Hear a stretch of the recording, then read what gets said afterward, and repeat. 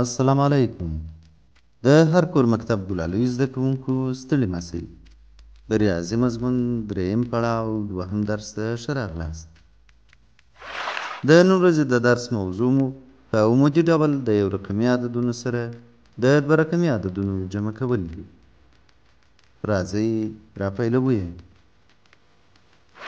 ګرانو زده کوونکو، مخکې تر دې چې په درس پیل وکړو، راځئ چې په ګډه یو مثال حل کړو. وګورئ، موږ دلته دوه عددونه لرو، 45 او 3. دلته 45 عدد د دوه رقمي او 3 د یو رقمي عدد په نوم باندې یادیږي. راځو اوس یې په عمودي ډول له یو بل سره جمع کوو. لومړی دواړه عددونه په عمودي ډول منظم په لاندې شکل لیکو. د لاندني عدد چپ اړخ ته د جمع عملیه نښه لیکو او لاندې یې یوه اوبوکې لیکه کشوو.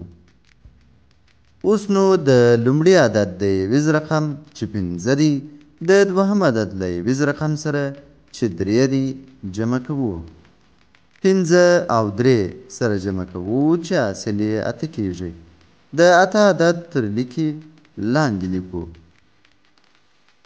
اوس راځو د 45 عدد دوهم رقم چې 4 دی د 3 د عدد له دوهم رقم سره جمع کوو.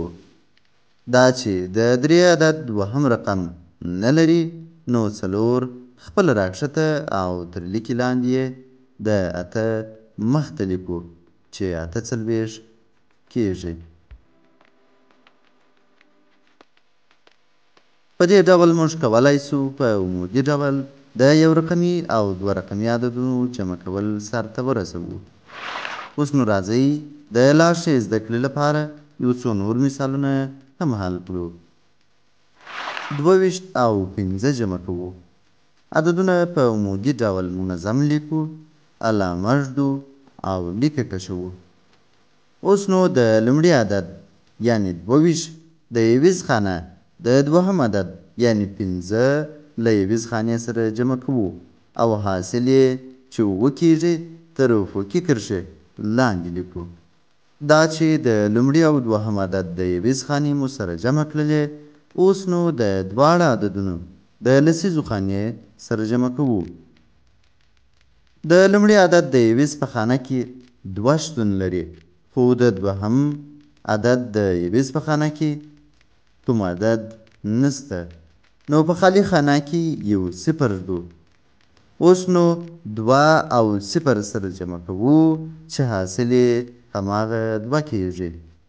دا 2 هم تر افقي لیکې لاندې د 7 عدد مخته لیکو چې مجموعه یې 27 کیږي.